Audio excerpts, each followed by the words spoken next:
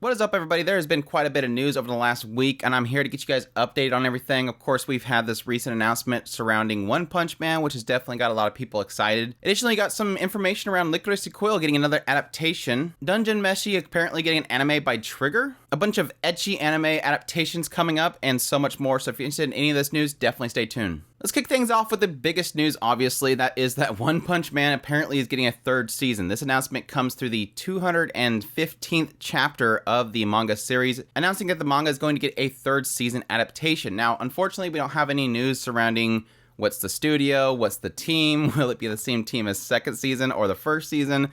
All that stuff is still up in the air, but definitely for a lot of One Punch fans, it's definitely exciting. For me, personally, the comedy has always been very hit and miss for me, but at the same time, I can see the potential behind that series. It's kind of like My Hero Academia, but without all the school stuff and just it being about a dysfunctional guy having a regular job, so there's definitely potential in there, and I'm definitely looking for a third season to see if what I was starting to see promising starts to build up more and more. Now, with this good news comes some unfortunate news, and that is that additionally, Yusuke Murata has announced that One Punch Man manga is going to have a hiatus. Now, it's only about a month hiatus there, but this is all to kind of prepare for the next arc that's coming up, and so anybody that's a huge One Punch fan that's currently reading it as it comes out, you're going to see a little bit of delay. They will announce the return at a later date, but for now, just be patient. Moving on to probably a little bit more weirder news for me, I guess. I guess whenever I think Trigger, I don't think dungeon crawling. I guess that's the thing. But an official website and Twitter account was open for an anime adaptation of Dungeon Meshi. Now again, the weird thing that came out of this is that they already announced a studio, and it will be Studio Trigger. They released a new visual for it as well, but the synopsis for it is, what do you get when you cross a dungeon adventures with food manga? You get delicious in dungeon. Where we find our troupe of adventurers on a mission to save their lost team member, while figuring out how to survive on the food that the dungeon provides. When young adventurer Laios and his company are attacked and soundly thrashed by a dragon deep in the dungeon, the party loses all of its money and provisions. They're eager to get right back at it, but there's just one problem. If they set out with no food or coin to speak of, they're sure to eat it on the way. But Laios comes up with a brilliant idea. Let's eat the monsters. Slimes, basilisks, mimics, and even dragons. None are safe from the appetites of these dungeon crawlers. Definitely an interesting concept. For those that know me, I'm not like I was going to say not a big fan. I am not a fan of eating anime. Anime that's about just eating food and going, oh, this is delicious, and sparkles and stuff like that. I got sick of it really quick the moment I kind of run into this kind of sprawl out of all these animes. Even anime that's not about food just sits there and gets so caught up in how delicious food is. It never works for me. I got really sick of it really quickly. So hopefully this isn't too much about that, but it sounds like it's literally the point. So we'll see if this one works out for me. Maybe Trigger can re-spark that love.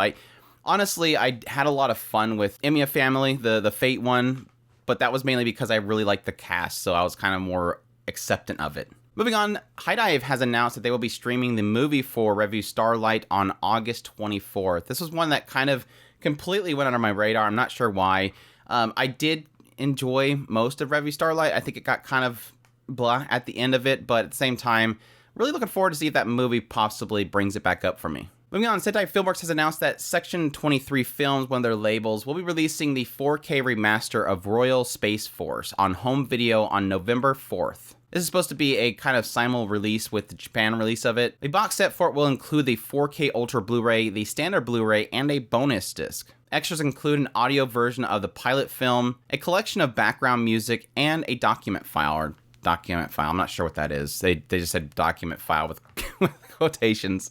Director Hiroyuki Yamaga is going to be overseeing the remastering of this process, which derives from the 35mm master print of it. So definitely some really exciting stuff there for like this classic brought back to life and kind of preserved in a more digital format. Moving on to some Netflix news, Cyberpunk Edgerunners has been listed on their site to be streaming on September 13th in the US. So if you've been looking forward to that series, I'll definitely be checking it out and possibly doing a review on it, depending on if there's something to talk about there. But definitely some exciting stuff. It looks absolutely insane, so looking forward to that one. Of course, that's the one that was done by Trigger. Moving on, the official Twitter account for Eden Zero has listed that the second season will premiere in 2023, so right around the corner. They also released a new visual for it, so definitely exciting news for all those die-hard Fairy Tail fans. I haven't finished the Fairy Tail series, so I haven't gotten into Eden Zero, but it looks like a blast. For all the Haiku fans out there, I'm sure you already know about this because Haiku fans are deep into it.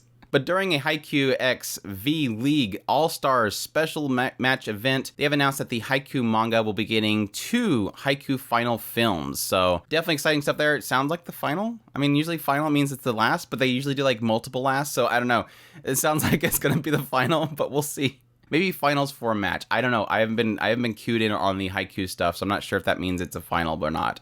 I don't want to actually look because it's spoiler in case I ever watch it. So moving on, Kadokawa has announced that the magical revolution of Reincarnated Princess is getting an anime in 2023. It's going to be done by Diamond Media, and the script work is going to be done by Wataru Watanabe, who of course is known for the romantic comedy Snafu series. They already released a trailer and a visual for it, so definitely check out the trailer. It looks pretty fun. The synopsis is, despite her supposed ineptitude with regular magic, Princess Anisfia defies the expectation of their peers by making magicology, whatever that is, a unique magical theory based on memories from her past life. One day, she witnesses the brilliant noblewoman Euphilia unjustly stripped of her title as the kingdom's next monarch. That's when Anisfia concocts a plan to help Euphilia regain her good name, which somehow involves them living together and researching magic.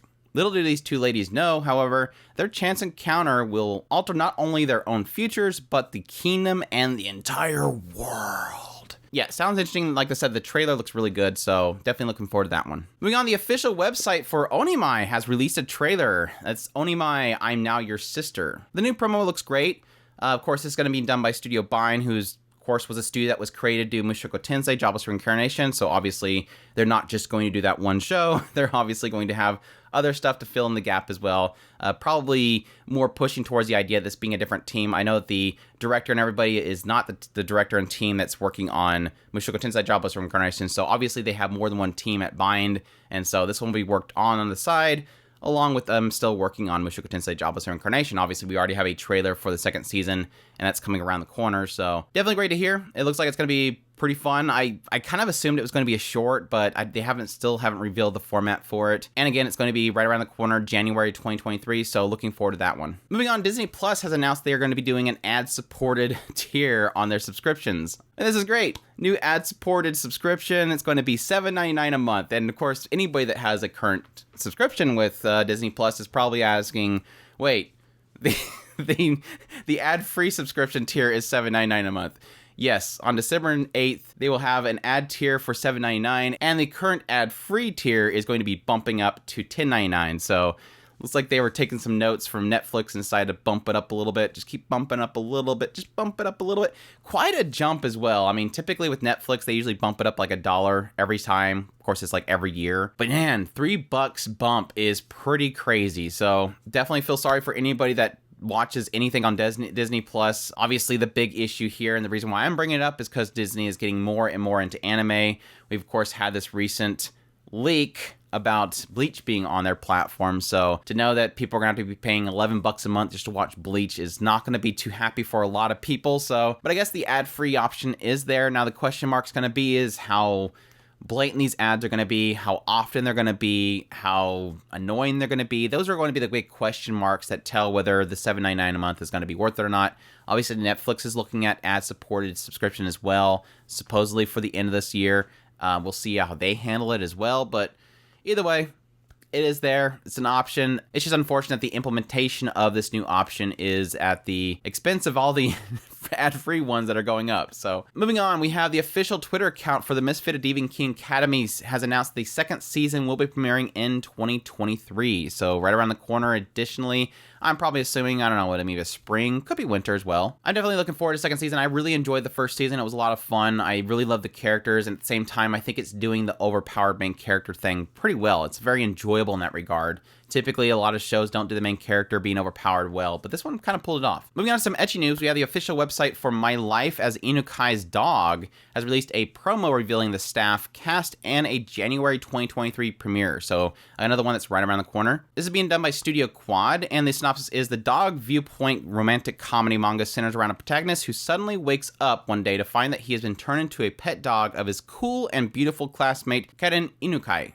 While Karen is a cool and expressionless at school, At home, she dotes on her pet dog, which is him. So I heard from a lot of people that this was supposed to be like super ecchi, and the PV looks nothing like super ecchi. So I don't know if maybe the PV they're trying to hide a lot of that stuff or what, but we'll see if this one turns out to be as ecchi as it kind of seems like it's going to be. Maybe it's one of those ones where they'll probably make certain shots to where it doesn't show things. Moving on, an official website was open for an anime adaptation of Harem Camp manga. On the site, they announced that it's going to be streaming on Anime Festa in mid-September early. For the TV broadcast, it will be on Tokyo MX and BS11 on October 2nd. So early premiere on Anime Festa streaming service, and then they will have a TV broadcast of it. This is basically just a story about a guy who is a veteran camper that goes out with 4 women and camps out with them. And again, another one that I've heard a lot of people say that it's pretty ecchi, so we'll see how that one turns out. For next bit of news, the official website for My One Hit Kill Sister has announced that the series will be premiering in 2023. They also announced some additional cast members, so definitely check that out if that's a series that you're interested in. This is a story that follows Asahi Ikusaba, who is a high school student who got lost and ended up in another world. He has knowledge of video games and fantasy worlds, but he is weak and does not have any cheat abilities. He finds his older sister Maya in the other world, and she has one of the strongest cheat abilities and also has a brother complex, so apparently she's going to be protecting him all the time. Moving on, Futabashi has confirmed that Summoned to Another World for a second time is getting an anime adaptation. No additional information on this one, but the novel and manga centers on a man who was summoned to another world to become a warrior, and he saved the world. As a result, he became very popular, and he was happily living his life as a normie in this new world. However, one day he gets caught up in a trap, and is deported back to his original world as a baby. When he grows up and he's in high school, he is summoned once again to the other world. So it's like, we're not done with you yet. Double isekai. The new genre will be double isekai. That's the new thing that's going to come around the corner. Moving on, Kadokawa's Comic Flapper magazine has revealed the original series Licorice the Quayle is getting a manga adaptation. In the announcement, they stated that it will be launching in the September issue, so I think that should be out here soon. But we'll see. The artist for it has only really done one other manga that I'm not really aware of. The art style is definitely not Licorice Coil, so it'll be definitely interesting to see if they capture that art style, because definitely Licorice Coil is, a lot of it's sold on that art style. I think it's really fantastic, so hopefully they can pull that off. And finally, for our last bit of news, Kodansha's monthly Young magazine has revealed that the Witch and the Beast manga will be getting anime adaptation. Unfortunately, no information around the studio or when it's actually going to be happening, but just some early announcement for it, and that's pretty much it. But that covers the news for now. I hope you guys enjoyed this video. As always, if you did, make sure to hit that like button down below, comment, let me know what's the most exciting news in here. Is it One Punch Man? Is it not One Punch Man? Is it Licorice Coil getting a manga? Definitely loved hearing it from you guys, and it definitely helps out the channel when you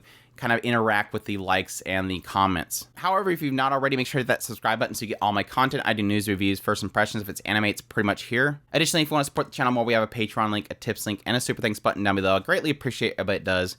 And y'all take care.